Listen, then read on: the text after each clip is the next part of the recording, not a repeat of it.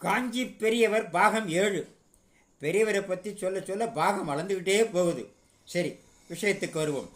கவிதை வரிகளை கண்ட பெரியவர் கண்ணதாசனை கனிவோடு நோக்கி, அனந்தகோடி அற்புத லீலா சாகித்ய மாய மானுஷாய நம நமக, அர்த்தநாரி திருவண்ணாமலை சேஷாத்திரி மகானுக்கல்லவா இது பொருந்தும் என்று அருளாசி கூறி, அங்கிங்கெனாதபடி எங்கும் நிறைந்திருக்கும் நிர்மலப் பொருள் ஞான சூரியனாம் மதத்தின் பெருமையை எழுது என்று திருவாய் மலர்ந்தருளினார் பெரியவர்.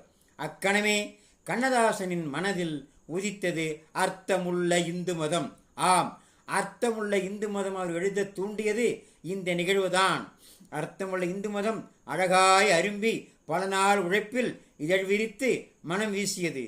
கண்ணதாசன் எழுதிய அர்த்தமுள்ள இந்து மதம் இப்படித்தான் ஏற்பட்டது. இதையெல்லாம் லைக் செய்யுங்கள்.